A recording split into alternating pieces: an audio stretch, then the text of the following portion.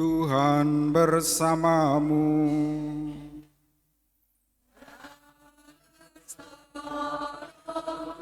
Inilah Injil suci menurut Matius.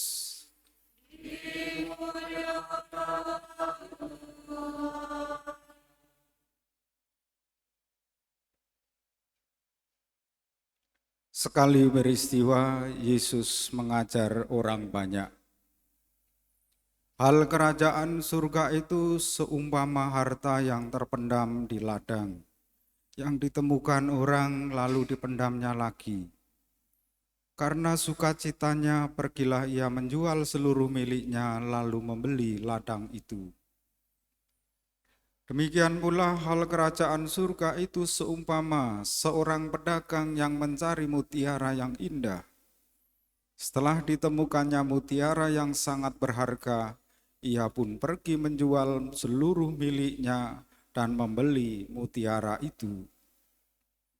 Demikian pula hal kerajaan surga itu seumpama jala besar yang ditebarkan di laut. Lalu dikumpulkan berbagai jenis ikan. Setelah penuh, jala itu diseret orang ke pantai. Lalu mereka duduk dan memilih ikan-ikan itu. Yang baik dikumpulkan ke dalam tempayan, yang buruk dibuang. Demikianlah juga pada akhir zaman, malaikat-malaikat akan datang memisahkan orang jahat dari orang benar. Yang jahat lalu dicampakkan ke dalam tungku berapi. Di sana akan terdapat ratapan dan kertak gigi. Mengertikah kamu semuanya itu? Mereka menjawab, ya, kami mengerti. Lalu bersabdalah Yesus kepada mereka, karena itu setiap ahli Taurat yang menerima pelajaran tentang kerajaan surga itu seumpama tuan rumah yang mengeluarkan harta yang baru dan yang lama dari perbendaharaannya. Demikianlah sabda Tuhan.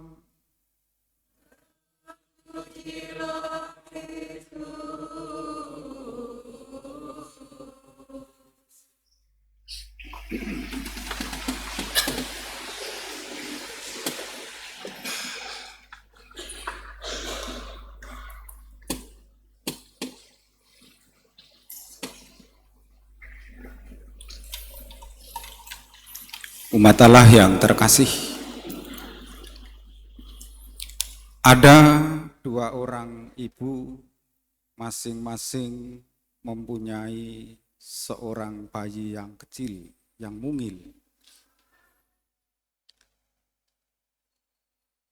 Pada suatu hari, bayi yang dimiliki seorang ibu ini meninggal. Hari berikutnya, dua orang ibu ini berebutan bayi yang masih hidup, dan perkaranya dibawa kepada Raja Salomo. Bagaimana menghadapi dua orang ibu yang berebut bayi? Raja Salomo berkata, belah saja bayi ini dibagi dua. Ibu yang satu setuju, ya udah dibelah saja, dibagi dua. Ibu yang satu menangis meraung-raung, jangan, ini anakku. Dengan hikmat, dengan kebijaksanaan, Salomo mengambil keputusan bayi yang jadi rebutan dua orang ibu diserahkan kepada ibu yang menangisi. Cerita ini sangat populer sejak sekolah minggu sampai kita dewasa. Itulah yang didoakan Salomo ketika awal ia memimpin kerajaannya. Dia meminta hikmat, meminta kebijaksanaan dalam memimpin rakyatnya, teristimewa dalam perkara-perkara yang sulit. Kita yang punya akal sehat pun dan punya hikmat pasti akan menyerahkan bayi itu kepada ibu yang menangisinya. Kita jarang meminta hikmat kepada Allah. Kita jarang meminta kebijaksanaan kepada Allah. Mungkin yang sering kita minta kesehatan, kekayaan, atau nyawa musuh, umur yang panjang. Mengapa dunia ini kacau? Karena kita jarang memohon hikmat, memohon pengertian yang baik, memohon kebijaksanaan. Kalau raja kita hikmat, tidak ada korupsi di dunia ini, tidak ada jalan rusak di Lampung. Kalau rakyatnya punya hikmat, punya pengertian, punya kebijaksanaan, tidak ada pantai yang terkotor di Indonesia nomor 2 di Lampung. Dunia ini kekurangan hikmat, kekurangan kebijaksanaan. Kita sudah menemukan harta yang berharga, bagaikan seorang petani menemukan harta di ladang. Kita sudah menemukan mutiara yang sangat berharga, seperti pedagang menemukan mutiara yang tidak penting, yang tidak berguna, ditinggalkan untuk memiliki apa yang berharga tadi. Diumpamakan harta yang terpendam, diumpamakan mutiara yang dijual. Kita memohon terus-menerus agar kita diberi hikmat, diberi kebijaksanaan, lalu mengupayakan semuanya itu sampai berhasil. Kita sudah punya akal sehat, dikaruniai kekuatan untuk mengupayakan apa yang sudah kita temukan, dan dalam upaya itu pasti yakin kita tidak gagal, karena Allah terus bekerja sampai sekarang, seperti yang dikatakan Rasul Paulus dalam bacaan kedua. Jangan sampai hidup kita salah memilih, lalu apalagi gagal.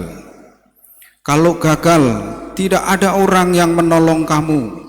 Kalau gagal, kamu hanya akan menjadi tontonan. Apa yang berharga? Iman kita, keluarga kita, pekerjaan kita, harus kita upayakan dengan sungguh-sungguh sampai kita menemukan sukacita, menemukan kebahagiaan dalam hidup. Kita ini menutup perumpamaan dalam Injil. Kita bagaikan ikan-ikan yang sudah masuk ke dalam keramba. Ikan-ikan yang sudah masuk ke dalam keramba ini nanti pada akhir zaman, malaikat-malaikat akan menyortir mana yang tergolong ikan yang baik, akan dimasukkan ke dalam pasu. Ikan-ikan yang jelek akan dibuang dan dibakar. Di sanalah akan terdapat ratap tangis dan kertak gigi. Kita kadang seperti ikan-ikan yang sudah hidup di air yang baik, tetapi terus menanyakan di mana air itu. Kita yang sudah dikaruniai iman, dikarunia cinta kasih dan pengharapan, tetapi seringkali tidak mengalaminya karena kita tidak mengupayakan dan memeliharanya. Semoga dalam doa-doa kita tidak hanya minta kekayaan, tidak minta umur yang panjang atau kesehatan, mintalah supaya kita diberi pengertian yang baik, diberi hikmat, diberi kebijaksanaan, sehingga pada akhir zaman kita seperti dalam Injil menjadi petani yang menemukan harta yang berharga, seperti pedagang yang membeli mutiara yang sangat berharga, seperti ikan-ikan yang baik yang dipisahkan dari ikan yang tidak berguna. Kita berdiri, kita perbaharui iman kita.